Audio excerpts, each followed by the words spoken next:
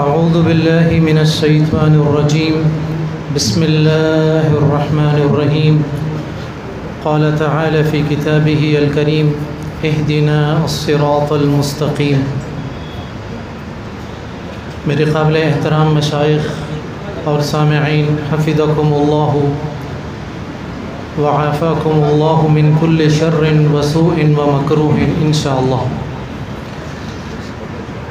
مجھے صرف اور صرف ایک مختصر سی بات کرنی ہے بحیثیت صاحب عقیدہ مسلمان کی حیثیت سے۔ میں اس وقت جن چیلنجز کا سامنا کر رہا ہوں، کچھ چیلنجز میرے اندر سے ہیں، میری جماعت کے اندر سے، میرے ہم عقیدہ ساتھیوں کی طرف سے، کچھ چیلنجز میری جماعت سے باہر، میں جماعت سے مراد اہل عقیدہ کی بات کر رہا ہوں، کچھ چیلنجز پاکستان سے باہر کی طرف سے۔ یہ جو ڈیفرنٹ چیلنجز ہمارے سامنے ہیں،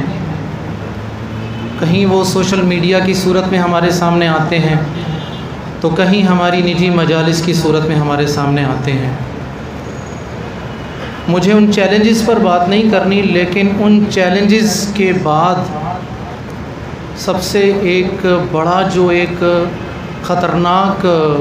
نتیجہ جو ہمارے سامنے آتا ہے، ہم انتشار کا اور اختلاف کا شکار ہو جاتے ہیں۔ یہ سب سے بڑی کہہ لیجئے کہ خطرناک ترین آزمائش کہہ لیں، اس کو پہلو کہہ لیجئے۔ میں آپ لوگوں کو ایک بات بتانا چاہتا ہوں کہ اس طرح کے چیلنجز اندرونی اور بیرونی، یہ آپ صلی اللہ علیہ وسلم کے دور مبارک میں بھی تھے، یہودیوں کی صورت میں، عیسائیوں کی صورت میں، کفار کی صورت میں، مشرکین مکہ کی صورت میں۔ یہ چیلنجز صحابہ کرام رضوان اللہ علیہم اجمعین کے دور مبارک میں بھی اسی طرح رہے۔ کبھی ایک طرف مجوسیوں کی صورت میں، ایک طرف رومیوں کی صورت میں مانعین زکوٰۃ تھے، مرتدین تھے۔ الغرض یہ چیلنجز پچھلے 1400 سال سے ہمارے ساتھ چلتے آ رہے ہیں۔ اگر میں صرف اور صرف صحابہ کرام رضوان اللہ علیہم اجمعین کی خوبصورت جماعت کی بات کروں تو وہاں بھی کچھ فطری طور پر اختلافات کی مثالیں ہمیں ملتی ہیں۔ آپ صلی اللہ علیہ وسلم کی وفات کے بعد ایک ایشو تھا کہ خلیفہ کون بنے گا، تو ہمیں یہ الفاظ بھی سننے کو ملے، منا خلیفۃ و منکم خلیفۃ، ایک خلیفہ ہمارے اندر سے ہوگا اور ایک تمہارے پاس تمہاری طرف سے ہوگا۔ اللہ کے رسول صلی اللہ علیہ وسلم کی تکفین، تدفین اور دیگر مراحل، لشکر اسامہ کو بھیجا جائے نہ بھیجا جائے، قرآن کو جمع کیا جائے نہ کیا جائے، یہ چند مثالیں ہیں۔ بنو قریظہ میں جا کر نماز پڑھ لو، کچھ نے راستے میں پڑھ لی، کچھ نے وہاں جا کر پڑھی، یہ چند چھوٹی چھوٹی سی مثالیں ہیں۔ میں ان باتوں کے ذریعے بتانا یہ چاہتا ہوں میرے قابل احترام سامعین، اللہ تعالیٰ آپ سب کو اپنی عافیت عطا کرے۔ ہمیں ایک رول ماڈل دے دیا گیا، فَإِنْ آمَنُوا بِمِثْلِ مَا آمَنْتُمْ فَقَدِ اهْتَدَوْا، بھائی اگر صحابہ جیسا ایمان لے آؤ گے تو تمہارا ایمان قبول کیا جائے گا۔ تو جس زمانے میں یہ اختلافات ہو رہے تھے، یہ چیلنجز سامنے آ رہے تھے، اگر بات توہین رسالت کی جائے تو رسول اللہ صلی اللہ علیہ وسلم کو دشنام ترازی کا نشانہ بننا پڑا۔ کفار نے کم تو نہیں کیا تھا، گالم گلوچ والے معاملات، طعن اور تشنیع والے معاملات، کیا کچھ تھا جو 13 سالہ مکی دور میں کفار کی طرف سے اللہ کے رسول صلی اللہ علیہ وسلم اور صحابہ نے فیس نہیں کیا۔ سوال یہ پیدا ہوتا ہے کہ صحابہ کرام رضوان اللہ علیہم اجمعین، جن کے دفاع کے لیے ہم ایک فورم بنا کر ایک چل رہے ہیں، ایک مشن کی صورت میں، ان صحابہ نے توہین رسالت کے حوالے سے اور اپنی توہین کے حوالے سے اور ان اختلافات کے حوالے سے کیا کیا تھا، ان کا منہج کیا تھا، ان کا موقف کیا تھا۔ مجھے بعین ہی وہی منہج مل جائے گا تو میں کامیاب ہو جاؤں گا۔ امام مالک رحمہ اللہ کا فرمان موجود ہے کہ آج بھی کامیابی اسی چیز میں پوشیدہ ہے جو پہلے دور کے لوگ جس چیز میں کامیاب ہوئے تھے، جس راستے پر چل کر قرون اولیٰ کے لوگ کامیاب ہوئے، آج بھی کامیابی اسی راستے پر چلنے میں ہے۔ تو صحابہ کرام رضوان اللہ علیہم اجمعین کا جو منہج تھا وہ میں 3 نکات کی صورت میں آپ کے سامنے رکھ کر کوشش کروں گا چند منٹ میں بات ختم کر دوں اپنی۔ سب سے پہلے میرے قابل احترام سامعین اس بات کو ذہن میں رکھ لیجئے، عقائد کا معاملہ ہو، عبادات کا معاملہ ہو، معاملات ہوں، اخلاقیات ہوں، اختلافات ہوں، چیلنجز ہوں، سب سے پہلا عقیدہ یہ ذہن میں رکھ لیجئے کہ جتنی بھی نصوص ہیں قرآن مجید کی اور احادیث کی صورت میں اس پر مکمل ایمان رکھیں، ایسا ایمان کہ اس میں شک یا شبہ نہیں ہونا چاہیے۔ اور یہ شک یا شبہ نہ ہونے کا مطالبہ اللہ تعالیٰ نے ہم سے کیا، ذالک الکتاب لا ریب فیہ، سب سے پہلی بات یہ کر دی کہ بھائی اس میں شک یا شبہ نہیں ہے۔ اور سورہ آل عمران میں کہا کہ جو بھی نص ہم تک پہنچی اس کے حوالے سے میرا اور آپ کا موقف وہ ہونا چاہیے جو صحابہ کا موقف تھا۔ صحابہ کا موقف کیا تھا؟ ان کا تو فرمان صرف اتنا تھا، کل من عند ربنا، بھائی ہر وہ چیز جو اللہ کی طرف سے ہمیں آئی، ہمیں ملی، ہم من و عن اس پر ایمان لاتے ہیں، ایسا ایمان جس میں کوئی شک یا شبہ نہ ہو۔ تو ان تمام نصوص کو اپنے سامنے رکھیے تو ہمارے بہت سارے معاملات حل ہو جاتے ہیں۔ ہمارے ایشوز کب کہ جب ہم ان نصوص پر مکمل ایمان نہیں رکھتے، شک، شکوک اور شبہات کا شکار ہوتے ہیں۔ نمبر 1 چیز۔ نمبر 2، ایمان کے ساتھ یہ ذہن میں رکھیے کہ قرآن مجید اور احادیث کی نصوص کی جو تشریحات، توضیحات اللہ کے رسول صلی اللہ علیہ وسلم نے کی وہ حتمی و قطعی ہیں، اور یہ آپ کی ڈیوٹی تھی۔ سورۃ الجمعہ میں، سورہ آل عمران میں، سورہ بقرہ میں 4 مقامات پر جہاں رسول اللہ صلی اللہ علیہ وسلم کا تعارف بطور نبی یا بطور رسول کروایا گیا، وہاں یہ بتایا گیا، یہ ایک بات بطور خاص بیان کی گئی، وَيُعَلِّمُهُمُ الْكِتَابَ وَالْحِكْمَةَ، کہ بھائی یہ نبی جو مبعوث کیا گیا یہ قرآن مجید پڑھاتا ہے، قرآن کی تعلیم دیتا ہے، حدیث کی تعلیم دیتا ہے۔ اور اسی طرح کہا گیا لِتُبَيِّنَ لِلنَّاسِ مَا نُزِّلَ إِلَيْهِمْ، محمد یہ آپ کی ذمہ داری ہے، جو کچھ لوگوں کی طرف نازل کیا گیا آپ اس کو واضح کر دیں۔ تو ہمارے پاس جو اس طرح کے جتنے بھی معاملات ہیں، عقائد، عبادات، معاملات، صحابہ کرام رضوان اللہ علیہم اجمعین کا مقام اور مرتبہ ہو، ہم سب سے پہلے یہ دیکھیں کہ اللہ کے رسول صلی اللہ علیہ وسلم کی تشریح کیا ہے، آپ نے اس کی کیا وضاحت کی ہے۔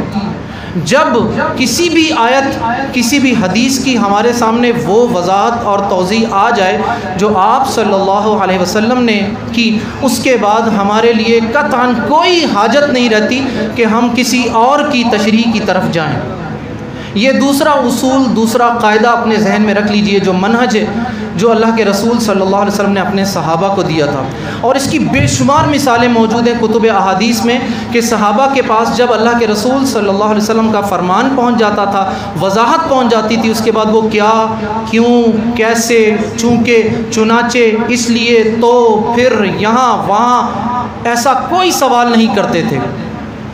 اور اس کی میں ایک بہت بڑی مثال دیتا ہوں، ہمارے عقائد میں توحید الاسماء و صفات کا ایک پہلو موجود ہے کہ اللہ کے خوبصورت نام ہیں اور اللہ کی خوبصورت صفات ہیں۔ آپ دیکھ لیجئے کہ جتنا کچھ قرآن میں بتا دیا گیا، جتنا کچھ احادیث میں بتا دیا گیا، صحابہ کرام رضوان اللہ علیہم اجمعین کا جو منہج ہمیں ملتا ہے، آپ کتب احادیث تمام کی تمام اٹھا کر دیکھ لیجئے، کسی صحابی سے یہ سوال نہیں ملے گا کہ جب یہ کہا گیا الرحمن علی العرش استوى کہ اللہ اپنے عرش پر مستوی ہوا، تو کسی ایک صحابی نے یہ نہیں کہا کہ کیسے، یہ کیسے والا سوال نہیں کیا گیا، بلکہ صرف اس پر ایمان لانا ہے اور جو اللہ کے رسول نے اس کی وضاحت کر دی بس اتنی ہی وضاحت ہمارے لیے ہونی چاہیے۔ تیسرا اور آخری اصول اور قاعدہ جو صحابہ کرام نے ہمیں منہج دیا، ایمان کے بعد نصوص پر مکمل ایمان، اللہ کے رسول صلی اللہ علیہ وسلم کی مکمل تشریح جو ہمارے سامنے ہے، وما آتاکم الرسول فخذوہ وما نہاکم عنہ فانتہوا کی بعد تیسری چیز آ جائے سلف صالحین،